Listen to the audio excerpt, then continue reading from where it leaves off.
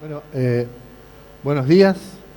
Voy a contarles ahora, dentro de la línea profesional que sigo normalmente en mis proyectos y obras, una serie, 4 o 5 proyectos que hicimos, algunos construidos, otros no, en contextos patrimoniales, porque lo que hablamos en las dos charlas anteriores define un poco mi línea de trabajo, ¿no? Que es trabajar una arquitectura, un urbanismo, un desarrollo territorial basado en preexistencias ambientales fuertes que hay que tener en cuenta cuando uno proyecta.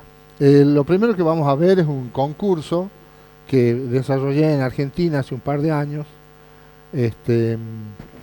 convocado por una ciudad que se llama Jesús María, en el norte de Córdoba, una ciudad de aproximadamente 50.000 habitantes. Había que hacer, según las bases del concurso, el concurso tenía doble finalidad: una propuesta urbana para la ciudad y una propuesta de refuncionalización de la Biblioteca Sarmiento, un edificio Art Deco que cumplía 100 años. Entonces, con motivo del cumpleaños de la biblioteca, el municipio de la ciudad organiza un concurso nacional de ideas, o sea, podía participar cualquier arquitecto matriculado de Argentina para desarrollar una propuesta que involucre una puesta en valor de este edificio y una propuesta urbana que sistematice la situación de esa ciudad. Esta es la ciudad de Jesús María, una ciudad interesante del norte de la provincia de Córdoba, tiene aproximadamente 50.000 habitantes, que durante el mes de enero se triplica en función de un festival muy importante que hay de Doma y Folclore. Es una ciudad que durante el mes de enero triplica su población, se genera una gran cantidad de flujo de personas, turistas fundamentalmente. Tiene acá un río que evacua las lluvias de verano. Hace 2 o 3 años el río se desbordó, inundó la ciudad, derrumbó muchas viviendas, y tiene un eje fundamental que es el eje del ferrocarril que divide la ciudad en dos. Es una gran interfase porque todo el centro administrativo que está en este sector está limitado por este borde de la relación con este sector este-oeste. Entonces, lo que se pedía en el concurso era ordenar un poco el sistema vial y el sistema de la ciudad. Esta era el área de estudio. En el concurso teníamos que intervenir en este sector y la biblioteca estaba en este punto. Esta era la biblioteca y ese es el sector que tenemos que trabajar. Acá hay una plaza, pero el centro de la ciudad está en función de la vía del tren que pasa por acá. Y bueno, este es el sector sobre el que tenemos que elaborar una propuesta, ¿sí?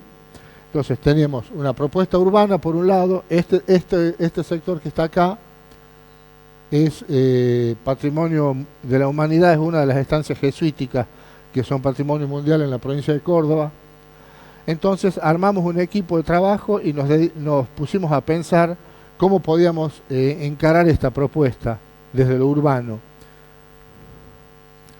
Bueno, acá están los elementos principales que tenemos que considerar. Esta es la biblioteca que había que reciclar.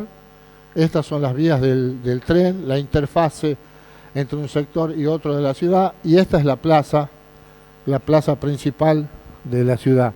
Entonces tenemos por un lado una plaza lineal con un monumento a San Martín en el medio, un área de intervención arquitectónica patrimonial. Había que reciclar la biblioteca. Y había que vincular estos dos sectores urbanos, el del centro de la ciudad y acá donde estaba la terminal de ómnibus. Esos eran los elementos que teníamos que tener en cuenta para la propuesta. Bueno, para la propuesta urbana empezamos a estudiar cuáles eran los componentes urbanos de la ciudad, y a cada uno de esos componentes le aplicamos una valoración, una disvaloración y una propuesta. Nos descubrimos que Jesús María, por ejemplo, era una ciudad que tenía calles anchas y veredas arboladas, calles de aproximadamente 6 metros, veredas de 6 metros, con muchos árboles. Acá está una de las características que nosotros veíamos en esa ciudad. Nos parecía que al tener calles anchas, el problema era que cada vez se circulaba a mayor velocidad y cada vez el auto tenía mayor protagonismo. Y nos parecía que había que rediseñar la calle, ensanchando la vereda, reduciendo el ancho de calle y forestando un poco más la vereda para que de ese modo la gente pueda apropiarse un poco más del espacio público. Tomamos 10 componentes urbanos, a cada uno le aplicamos un valor, le aplicamos un disvalor y en el mismo evaluación hicimos una propuesta. La ciudad también tiene como característica fundamental una serie de toldos en las aceras que se han ido dando de manera espontánea. La gente pone toldos porque la vereda es ancha para tener sombra y para protegerse de la lluvia. Pero esos toldos nosotros verificábamos que no se cumplían en todos lados y que además tenían un diseño muy diferente. Entonces proponíamos que mediante ordenanzas municipales y participación con los usuarios se pudiera diseñar un toldo que sea homogéneo en materialidad y en dimensiones para que las diferencias que empezaban a surgir de las construcciones actuales tengan un diseño más ambiental desde el punto de vista visual. También detectamos que había una serie de manzanas compactas y equiláteras. La ciudad era una ciudad en cuadrícula y bueno, proponíamos que mediante una normativa se pudiera establecer una línea de edificación que impida los retiros para que esa línea que nosotros habíamos verificado se mantenga y no se discontinúe con retiros sobre la línea municipal. Habíamos visto que las bicicletas, por ejemplo, ocupaban las veredas, las motos, y eso ocupaba el espacio público de circulación y evidenciaba una falta de lugar para la ubicación de este tipo de vehículos. Por lo tanto, proponíamos el rediseño de la calzada, incorporando ciclovías y el establecimiento de áreas de estacionamiento para bicicletas y motocicletas. Había un parque lineal paralelo a las vías del tren que queríamos consolidar. Y bueno, esta era la barrera que nosotros identificábamos determinada por las vías del tren. El tren era una interfase muy fuerte que no permitía que las personas que vivían en este sector, por ejemplo, se vincularan fuertemente con las que vivían en este otro sector. Bueno, aparecían también algunos carteles publicitarios en las calles de manera tal que generaban una barrera arquitectónica visual fuerte y había que trabajar sobre eso. Por lo tanto, proponíamos que mediante una normativa y un plazo determinado, esos carteles fueran retirados y la perspectiva visual de las calles se recuperara. Por supuesto, como en toda ciudad, había un congestionamiento vehicular en horas pico y nos parecía interesante que hubiese una política para sacar el auto del centro y llevarlo a lugares periféricos. Bueno, y también había una problemática que el área donde nosotros teníamos que intervenir estaba a la par de una instalación policial. Por lo tanto, teníamos una biblioteca al lado de una comisaría y nos parecía que eran usos en conflicto y por lo tanto teníamos que tomar una decisión respecto a lo que íbamos a hacer con el edificio de la policía. Y también había una serie de edificios patrimoniales que había que tener en cuenta que estaban diseminados en la mancha urbana. Frente a eso elaboramos esta propuesta urbana en la cual nosotros queríamos abordar los 10 aspectos que habíamos visto antes. Esta es la biblioteca que teníamos que reciclar. Era el Art Deco que cumplía 100 años y el concurso nos pedía que ahí tuviéramos una consideración especial sobre la cuestión patrimonial, porque era un edificio que cumplía 100 años, que no había sido intervenido y que es uno de los ejemplos del Art Deco más importantes de la provincia de Córdoba. Esto que vemos acá es la Municipalidad de Jesús María y esta es la policía. Nos parecía importante que todos esos usos que teníamos en el sector se rediseñaran, se resignificaran y sobre eso era nuestra propuesta. Hicimos un puente que iba desde la terminal de ómnibus, cruzando por las vías del tren y la avenida y llegaba a la plaza. nos parecía que esta interfase fuerte que nosotros habíamos determinado acá, una avenida y las vías del tren que no permitían un flujo ordenado en el sentido este-oeste, resolverla con una pasarela, un puente por arriba, que de alguna manera cosa esa grieta, ¿no? Nos parecía que esa grieta debería ser cosida con un punto fuerte de vinculación. Y trabajábamos también en esta calle rediseñando las circulaciones y incorporando el concepto de ciclovía. Esta fue la propuesta urbana que presentamos. Acá rediseñamos algunos canales, estableciendo los estacionamientos, las ciclovías, proponemos perfiles nuevos para las calles, y esta es la propuesta urbana que hacemos. Esta es la municipalidad y acá está la policía. Entonces nosotros decimos, bueno, tenemos que abrir un canal que nos vincule este canal abrimos, demolemos el edificio de la policía y abrimos un canal peatonal que nos vincula a estas 2 cuadras. Es decir, decimos, la policía tiene que salir de ahí, se puede reubicar en otro lugar de la ciudad, que no sea tan céntrico, que no sea tan conflictivo con los usos urbanos. La ciudad tiene usos comerciales, recreativos, que son incompatibles con la ubicación de una dependencia policial. Entonces, demolíamos el edificio, dejábamos un paso peatonal por el medio de la manzana y quedaba de este modo.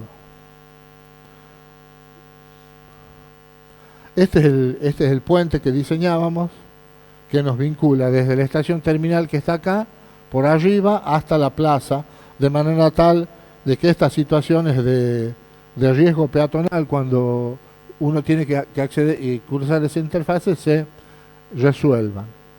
Y bueno, esta era la biblioteca cuando se estaba construyendo hace 100 años. Esto es cuando se inauguró.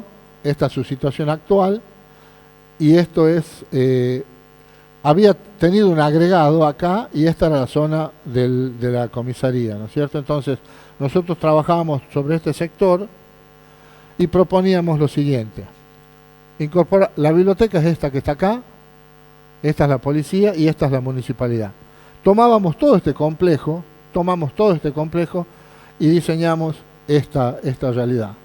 El jurado del concurso criticó esta propuesta porque nos dijo que el concurso solamente quería que se intervenga la biblioteca sin tener en cuenta los otros predios, y esa decisión que nosotros tomamos hizo que tuviéramos una mala valoración arquitectónica del jurado del concurso. Pero a nosotros nos pareció muy interesante igual hacerla, porque nos parecía que la ciudad era lo que estaba necesitando.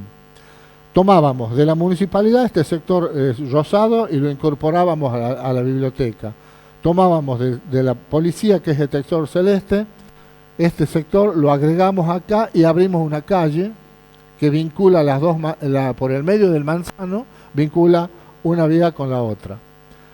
Esta es nuestra propuesta arquitectónica, y quisimos jugar con la geometría, porque nos parecía que el Art Deco, una de las características fundamentales que tiene, es la geometrización de sus espacios y de sus componentes. Por lo tanto, tomando el predio en su totalidad, planteamos una geometría en función del círculo áureo, y en base a este esquema proyectamos el edificio.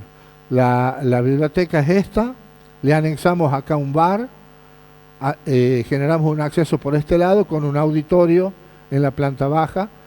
Esta curva del entrepiso del bar sigue esta línea, y esta curva de la escalera de acá sigue el concepto del número de oro.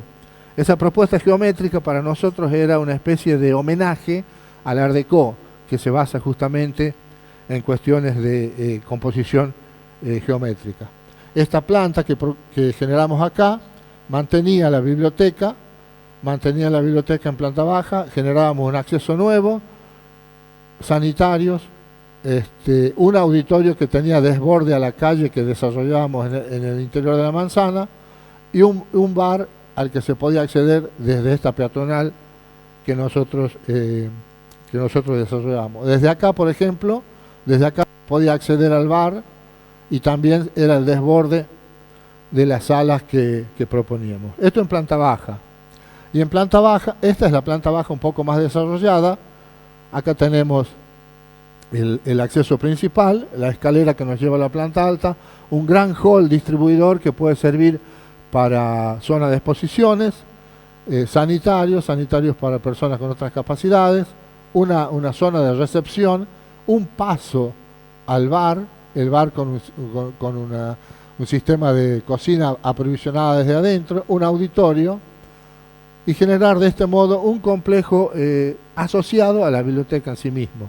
La biblioteca no se tocaba y se le anexaba a esa biblioteca que había que recuperar una serie de servicios culturales y gastronómicos. La planta alta, ya llegando nosotros acá, quedaba este hall que estaba diseñado en función de las proporciones áureas. Teníamos dos salas arriba que podían ser salas de informática o salas de conferencias. Se repetían los sanitarios, una tercera sala y la sala de lectura, hemeroteca, sala lúdica y ajedrez de la biblioteca. Esta es la planta alta de la biblioteca, ¿no? Entonces nosotros, a partir de la demolición del edificio de la policía y del reciclaje del edificio de la municipalidad, armábamos un complejo que nos parecía que le daba un valor adicional a la biblioteca. Y bueno, esta era nuestra propuesta morfológica. La biblioteca era esta, es esta. Nosotros le agregábamos acá el volumen del hall de acceso, se accedía por acá, y para vincular ambos edificios planteábamos un fuelle de hormigón que significara el fuelle entre lo anterior y lo actual. No los pegábamos, sino que lo diferenciábamos con un volumen sobrio, ¿no? Esta es la fachada actual del municipio, por eso digo que estamos actuando en contextos patrimoniales, una obra Art Deco que cumplía 100 años y un edificio de estilo italianizante, como decimos en Argentina, que tenía más o menos 120 años. Esta es la otra fachada de la biblioteca, esta es la escalera del hall que está acá adentro, y trabajábamos, esta es la calle que nosotros abrimos demoliendo el edificio de la policía, y definimos un camino interno que sale a la plaza, con aleros, con juegos para niños y como desborde de la confitería que mostrábamos allá adentro. Estos eran muros verticales de verde, porque la zona de Jesús María es una zona ganadera, es una zona donde se produce soja, maíz, trigo, y queríamos de algún modo homenajear a la actividad económica que hace fuerte ese lugar, con unas pantallas verdes que nos cerraban los espacios de los auditorios que poníamos arriba. Bueno, este lugar, que ahora es la policía, nosotros ahí abríamos la calle y ahí poníamos el bar y los auditorios abajo y arriba. O sea, esto actual quedaba como esto, ¿no? Una gran caminería que nos permitía vincular esta calle con la otra, el acceso al bar y los desbordes de los auditorios que están en la planta alta. Una arquitectura sin estridencias, nos parecía que había que acompañar a lo que estaba de manera sobria, no nos queríamos oponer, solamente poníamos hormigón a la vista acá, una cenefa de mampostería revocada, esto era lo existente, esto es lo que se veía a través de un vidrio, la escalera para subir, y esto es el conjunto nuevo, y en la otra calle esta propuesta. Bueno, a mí me pareció una propuesta muy interesante, aunque al jurado, por supuesto, como les decía, le pareció demasiado fuera de base, porque de lo que se quería lograr era remodelar solamente el edificio patrimonial. Bueno, acá ustedes ven, esto es la calle que nosotros abríamos, esta es la municipalidad, el edificio que manteníamos, esto es la biblioteca y este es el agregado que nosotros le hacíamos, con el desborde absolutamente completo a la calle esta que atraviesa la manzana. Acá están los otros volúmenes de los edificios que quedarían al frente. Entonces, este es un poco el interior. Acá tenemos los auditorios, tenemos el ascensor y los accesos a lo que sería la sala de depósito de libros y de lectura. Bueno, este trabajo a mí me gustó mucho, pero me pareció que las bases no estaban bien armadas. Nosotros propusimos una cosa diferente, incorporamos al patrimonio que significaba el edificio Art Deco, de estilo italianizante que era de la municipalidad. Bueno, hicimos una propuesta que por supuesto no tuvo la acogida que nosotros esperábamos que tuviera, pero que nos pareció interesante porque era una forma de meter cosas nuevas en un contexto patrimonial, era una forma de hacer permeable una manzana, hacerla permeable, atravesarla por el medio. Así que bueno, esa es una experiencia que nosotros hace 2 años que hicimos. El concurso que ganó todavía no se construyó, pero solamente se limitaba a trabajar el edificio y a generar arriba un volumen de vidrio donde se podía mirar la ciudad. Bueno, ese es un caso. Acá tenemos, por ejemplo, la propuesta nuestra, el volumen del ascensor. Esto es existente, ¿no? Nos parecía que el diálogo entre lo nuevo y lo viejo se daba bien, que se podía, no queríamos una cosa estridente. Esta es la municipalidad, que está en la esquina, y bueno, este edificio nosotros lo demolíamos para hacer esto, ¿no es cierto? Entonces, este espacio lo demolíamos, hacíamos acá la torre esta, y pegábamos en este lugar la zona de acceso a los auditorios.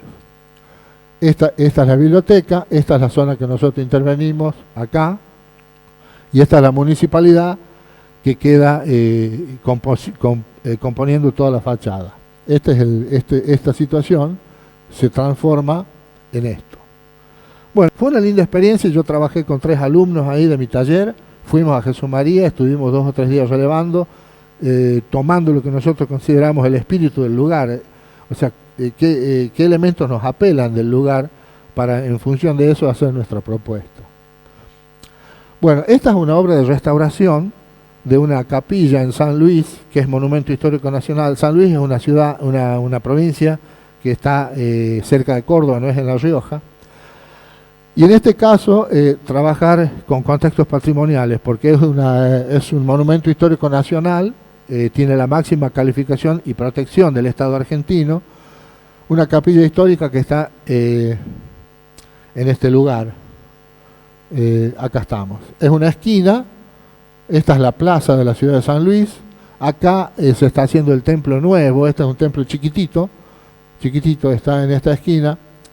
Y bueno, se hizo un concurso de propuestas para ver qué había que hacer con el templo. Hice una propuesta, la gané, y durante un mes estuve viviendo en el lugar, dirigiendo el equipo de trabajo que hizo la restauración. Cuando llegamos encontramos esto.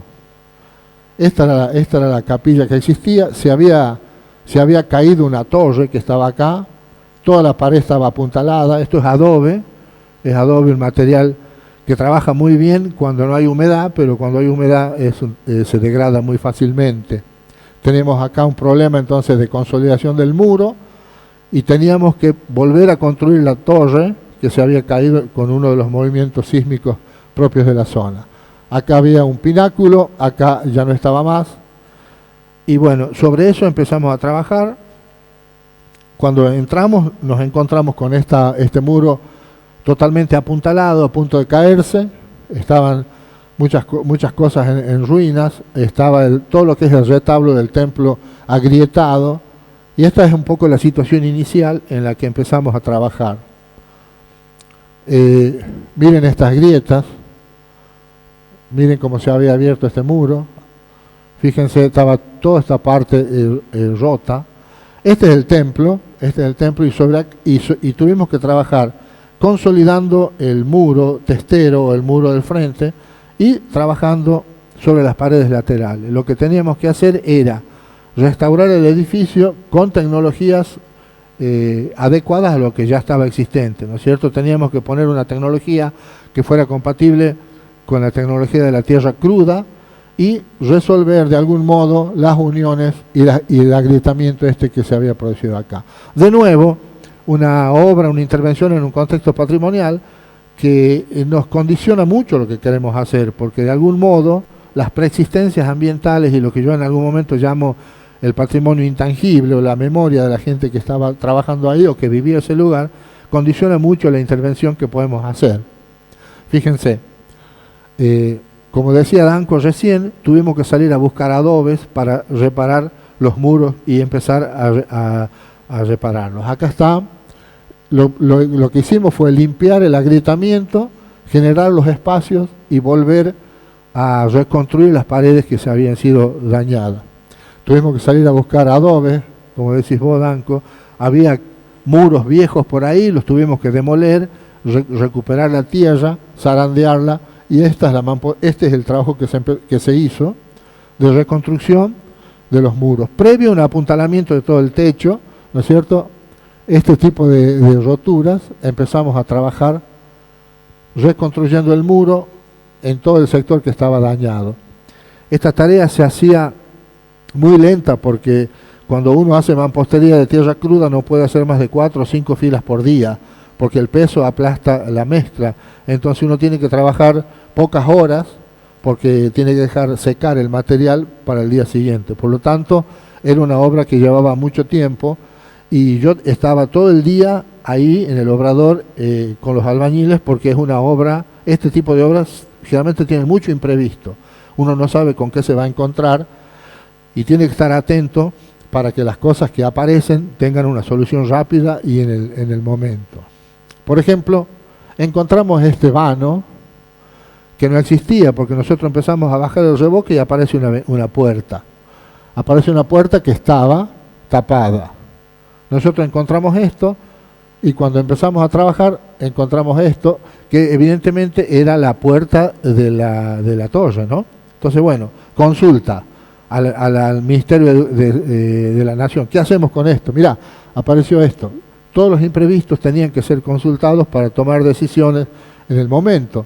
Bueno, se decidió que había que recuperarla y se trabajó reparando todo este muro, que incluso tenía malas intervenciones porque tenía elementos que no tienen buena conexión con el adobe, como por ejemplo los ladrillos. Todo esto hubo que sacar, desmontar, acá está un obrero trabajando, y reconstruir. O sea, una restauración que no se puede planear porque uno no sabe lo que pasa hasta que está en la obra, ¿no? Entonces, este tipo de trabajo quedó así, bastante prolijo, ordenado, y bueno, se decidió entonces recuperar este elemento que, como te digo, estaba tapado, no se lo podía ver. También encontramos esto, que era una ventana que había sido tapada en algún momento. Nosotros empezamos a bajar los revoques, empezamos a encontrar este tipo de situaciones. Estaba aquí, ¿no? Se había cerrado. Y bueno, de nuevo una consulta. ¿Qué hacemos? ¿Lo recuperamos al vano? ¿Lo volvemos a tapar? ¿Qué hacemos frente a una situación de obra imprevista? Bueno, decidimos que el muro, el vano se iba a recuperar, se demolió y se lo abrió nuevamente. Para anclar los muros entre sí utilizamos un sistema de anclaje de madera dura, calafateada y abulonada en estos puntos, para que de algún modo las estructuras que van en ángulo recto se puedan anclar y trabajen homogéneamente frente al sismo. Esto que era ladrillo, que en algún momento se había puesto, se sacó completamente, se trabajó todo con adobe, y estos son los anclajes que pusimos para que de algún modo, frente a un nuevo movimiento sísmico, la estructura responda de manera homogénea. Este es el estado inicial. Cuando nosotros entramos está todo apuntalado, y este es el estado final. Yo fui después de 4 años y había vuelto a aparecer una grietita ahí. Seguramente algún sismo la había vuelto a activar. Reconstruimos el coro. Este coro no estaba. Aquí había un coro que se había demolido y se había tapado la puerta, como veíamos arriba. Lo rediseñamos, lo reconstruimos. Este es el estado final de la obra como quedó. Fíjense, acá no estaba el ojo, estaba tapado la ventanita que les mostré recién. Acá apareció, la hicimos de nuevo.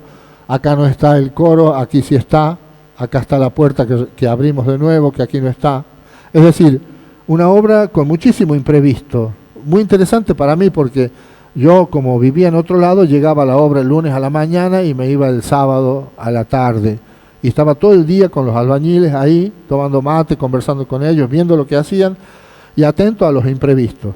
Porque todo el tiempo aparecían imprevistos y todo el tiempo había que tomar decisiones y consultas sobre cómo íbamos a actuar frente a esos imprevistos. Esto es lo que encontramos, esto es lo que dejamos. Rediseñamos el altar, hicimos un altar con piedra de la zona.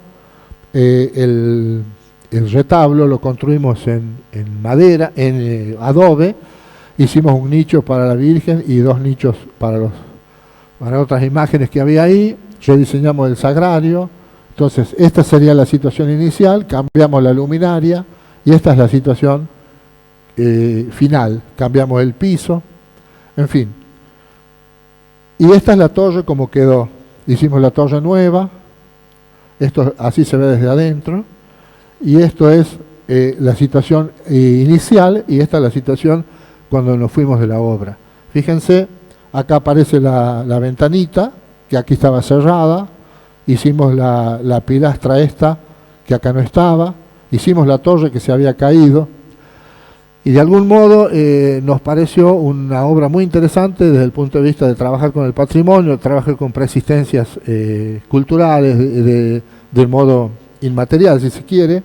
Y fue una experiencia linda porque yo nunca había trabajado con adobe, me tuve que poner al tanto de la técnica de este material y de paso enseñarle a los albañiles, ¿no? Porque eran chicos con muy buena predisposición, pero con muy poco entrenamiento en el tema. Fueron aprendiendo, fueron trabajando.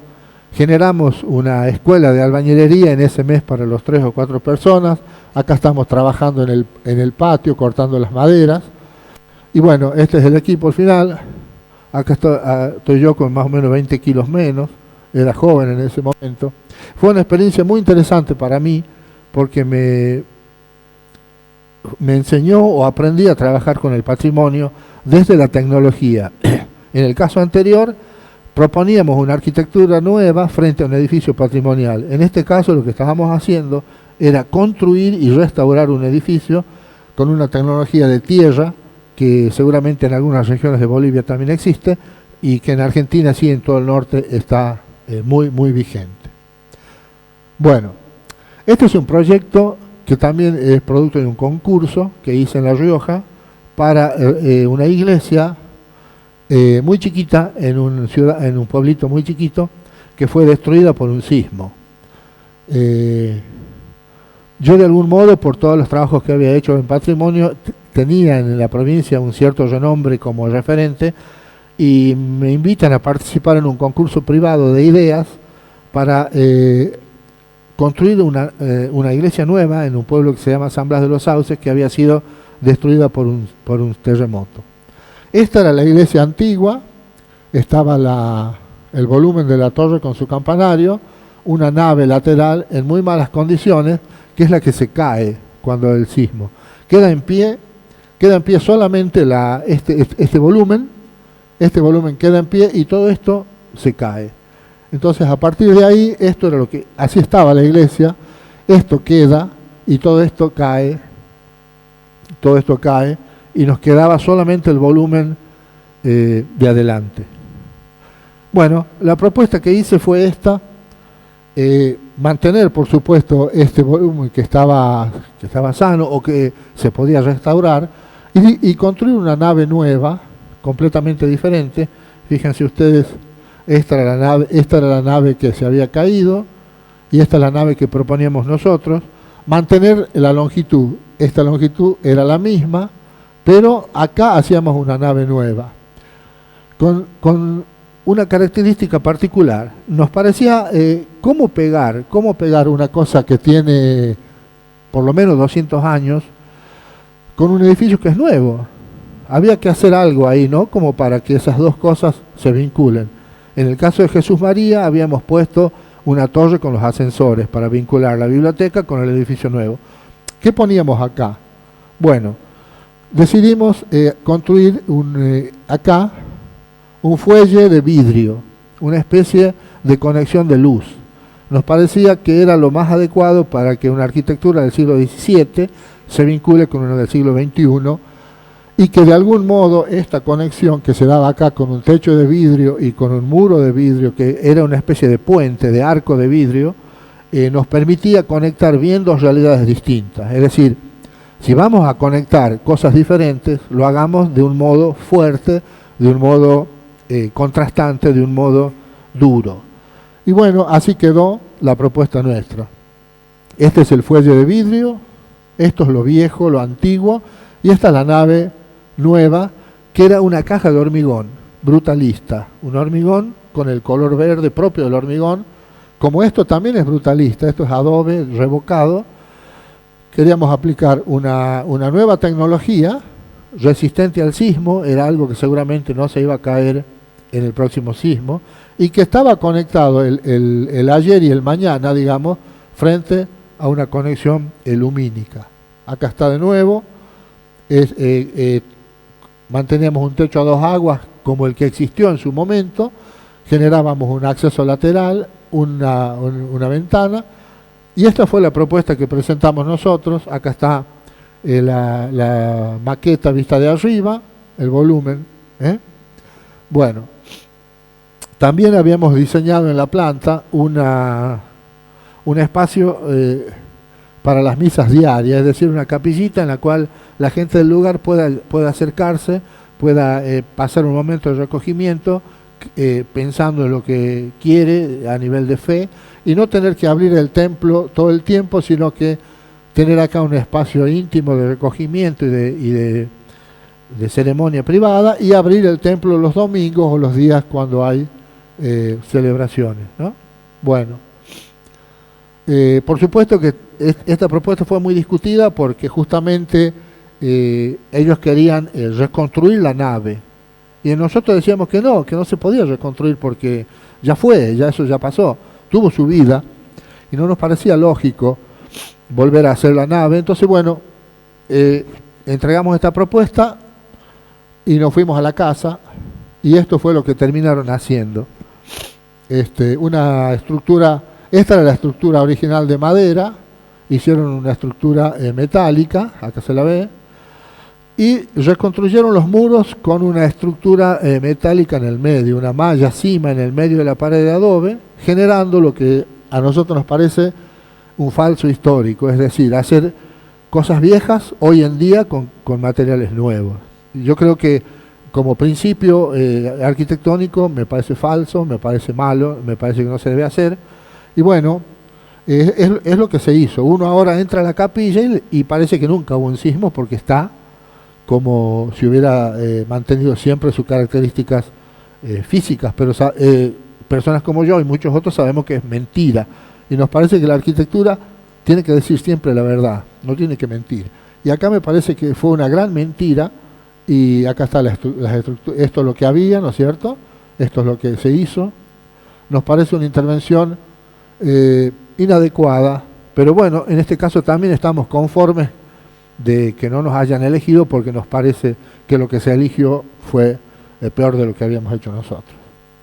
Acá está, fíjense la estructura que se pone esta estructura, se hace una viga de hormigón y se la revoca con barro, y bueno, cualquiera que piensa que es adobe, pero no lo es, ¿no? Son criterios que uno puede aplicar, pero que a mí no me parecen los correctos. Por lo tanto, esto de proyectar y de construir en contextos patrimoniales tiene también como necesario la posición de una postura del arquitecto frente a la obra y del proyecto frente a la obra, porque acá no estamos proyectando desde la nada, sino que estamos proyectando sobre una preexistencia muy fuerte que cayó, que no va a ser más. ¿Qué podemos hacer de ahora en adelante, ¿no? Bueno, y hace unos años también en La Rioja hay muchos sismos y se caen muchas iglesias, y siempre tenemos trabajo proponiendo qué vamos a hacer con las cosas que se nos caen. Fíjense, esta iglesia, ¿cómo está? Una iglesia muy importante en los llanos de La Rioja, construida por familias de muchísimo dinero a principios del siglo XX, 1900, 1905, seguramente sin los estudios de suelos necesarios, seguramente sin el expertise necesario, pero bueno, primero le saqué una foto así, cuando volví ya estaba así. Entonces nos pidieron una propuesta para este tipo de arquitectura. Yo les preguntaría a todos ustedes qué harían. ¿Alguno se anima a decirme qué haría con eso? Si el dueño de ese inmueble te pide a vos arquitecto, a ver, hágame una propuesta, ¿qué puedo hacer con eso? Eso sería el tema de un ejercicio, un workshop de un día, ¿no? ¿Qué hacemos con eso? Yo la vi así y después la vi así. Se había roto esta parte y quedaba y esto además estaba vencido, estaba inclinado, ¿no? Es un lindo ejercicio porque estamos diseñando en contextos patrimoniales, no es un tema fácil y tenemos que estar los arquitectos preparados para estas cosas, porque no siempre vamos a hacer cosas tan bellas como las que hace Mijail o las que mostró Danko recién. A veces vamos a tener que hacer cosas comprometidas con un ambiente, con un paisaje, con una cultura muy fuerte, ¿no? Bueno, me invitaron a participar, fíjense, esto está hundido ahí, se está hundiendo, un desastre. Se cayó el techo, primero, esto es antes de que se cayera esta parte, esto era un retablo importante. Este pueblo hoy tiene 80 habitantes, imagínense lo que era esta iglesia hace 100 años en un pueblo que tenía 80 habitantes. ¿Cuál es la razón de ser de una iglesia como esta en un pueblito de 80 habitantes? La fe. La fe de una persona que tenía muchísimo dinero, que creía en estas cosas y que para homenajear a su Dios construye una iglesia monumental como esta en un pueblo de 80 habitantes. Uno dice, es increíble, no puede pasar. Pero pasa, la fe genera estas cosas y muchas otras, ¿no? Bueno, cuando nos invitan a participar del proyecto, esto estaba entero, y cuando vamos a visitarlo, como digo, ya se había partido en dos. Bueno, nosotros fuimos, detectamos algunas patologías, estaban los escombros de lo que se había caído nuevo, los hundimientos, hicimos un plano de daños y sobre ese plano dijimos, ¿qué podemos hacer acá? El desplome de la torre, el derrumbe del muro, en fin. Fuimos rápidamente, hicimos una revisión, fuimos con un ingeniero, le preguntamos qué podíamos hacer con esta torre, que estaba en muy mal estado, acá era un punto crítico. El muro de atrás también se estaba yendo para atrás, se cae. Estos estaban todos agrietados, había explosionado esto y teníamos una torre inclinada. Había otros equipos trabajando también, nosotros no sabíamos, eran amigos nuestros, pero no sabíamos muy bien qué iban a hacer y teníamos mucha intriga por saber con quiénes estábamos compitiendo. Bueno, y tomamos 10 premisas y hicimos 10 propuestas. Esa fue nuestra propuesta frente a esto.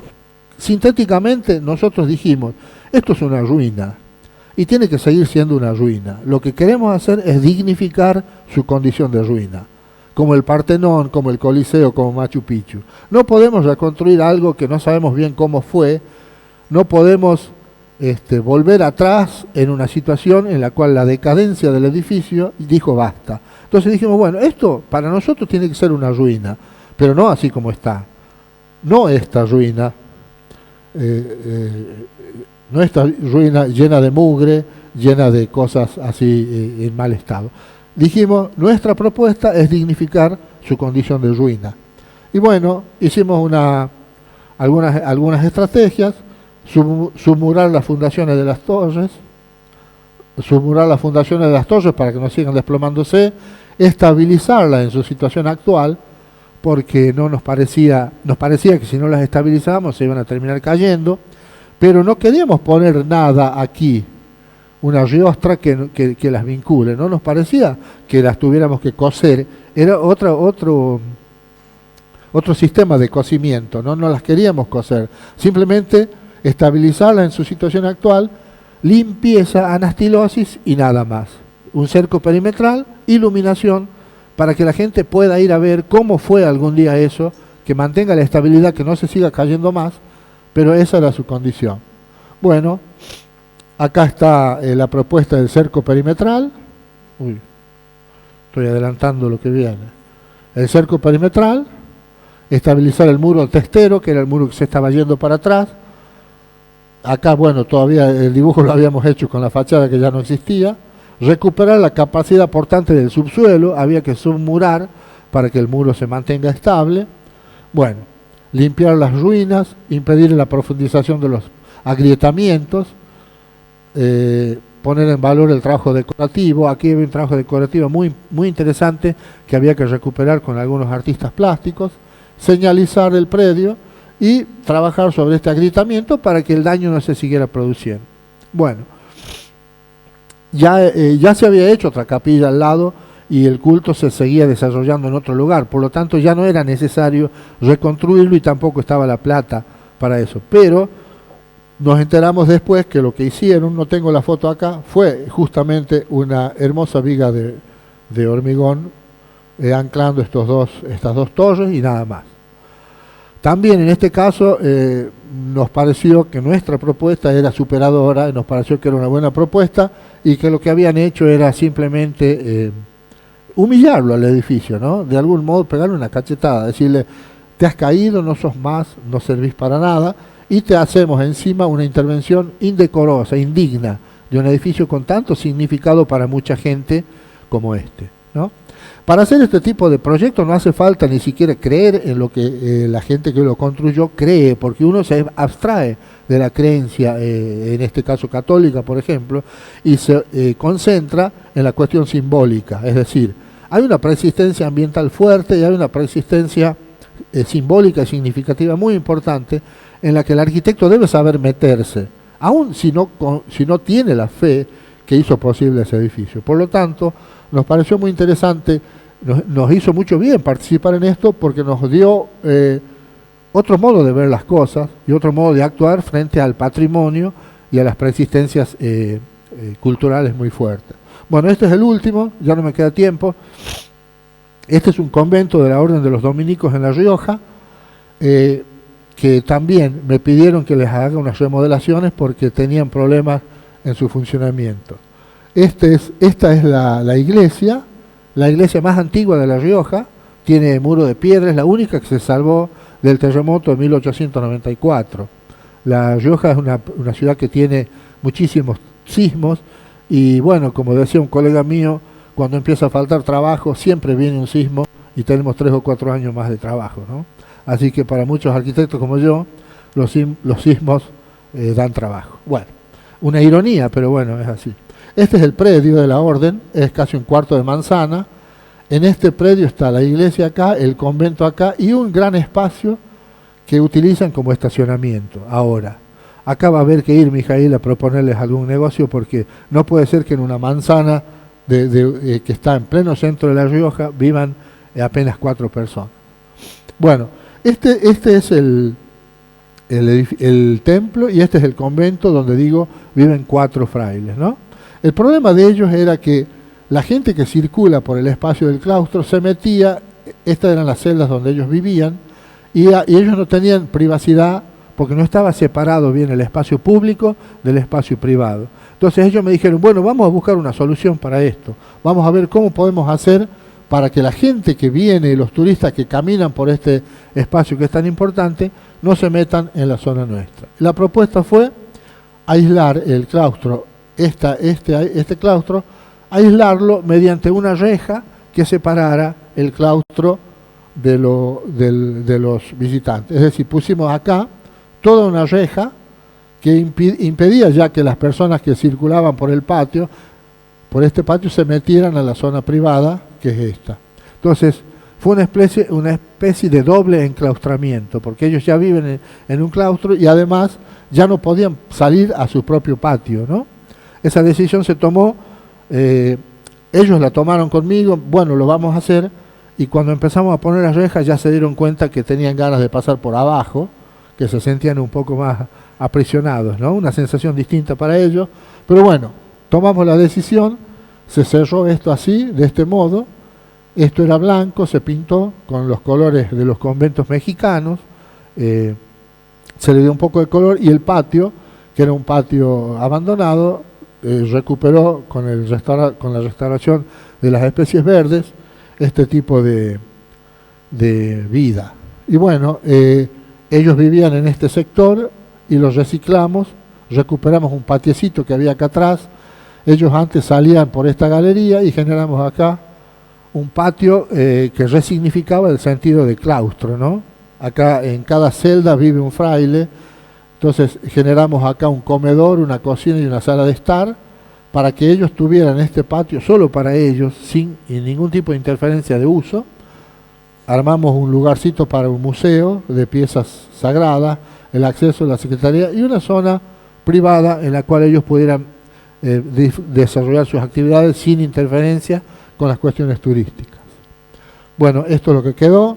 Esta transición que logramos, visual y física, se pusieron unas macetas acá abajo, les generó una serie de privacidad a ellos y de algún modo el proyecto ya tiene 10 años, fueron creciendo las plantas, fui hace poquito a verlo, está funcionando bien, no han necesitado sacar la reja, porque esto de encerrarse un poco más en su propia casa, a veces es tensionante, y bueno, lo han entendido, lo han soportado. Hay 4 personas viviendo ahí, son personas que normalmente viven recluidas, no salen del lugar, estudian en sus celdas, producen, escriben y tienen una vida muy de introspección. Así que bueno, este es el patiecito interno que les armamos. Ahí ellos cultivan flores, cultivan algunos hierbas aromáticas. Esta es la salida de una celda y esta es la salida de la otra. Generamos un recinto en el cual ellos pueden sentarse a conversar, a hablar de sus propias cosas. Este era el patio, apenas lo habilitamos, ahora ya tiene un poco más de vegetación. Esto es cuando le entregamos la obra, se ha ido desarrollando. Y ellos han logrado un espacio íntimo de vinculación, de conexión. A veces voy a verlos, conversamos ahí, están muy cómodos. Entonces, ¿qué hemos logrado acá? Un aislamiento sobre el aislamiento previo. Ellos tenían una vida recoleta, digamos, pero tenían una interferencia de uso frente a otras actividades turísticas y nosotros lo que logramos es encerrarlos un poco más todavía para que tengan una vida más, digamos, más reclusa. Bueno, acá están las celdas de ellos, acá viven ellos, estudian, trabajan. En ese momento la discusión que había era si iban a llevar el internet a las celdas o no. Después decidieron llevarlo, con lo cual pueden tener ahora su propia computadora y su propio televisor en cada una de las celdas. Este es el comedor que armamos, que tiene una visión directamente al patio. Pusimos unos blindex para filtrar el sol. Armamos una cocina moderna, donde ellos cocinan. Y de afuera, toda esta intervención apenas tiene este impacto. Uno camina por la calle y solamente ve un muro, nada más. Todo lo que hicimos fue de adentro, un interiorismo paisajístico. Nos parece que no agredimos el complejo, que también es Monumento Histórico Nacional. Tuvimos que pedir autorización para desarrollar el proyecto. Y a mí me parece una obra que, esto tiene más o menos 10 años ya, se usa muchísimo, ellos están cómodos.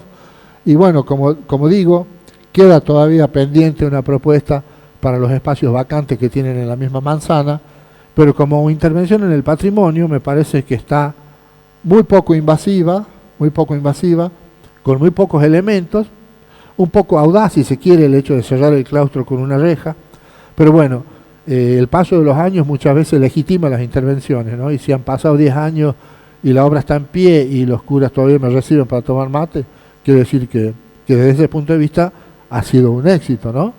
Así que bueno, nada más, muchas gracias.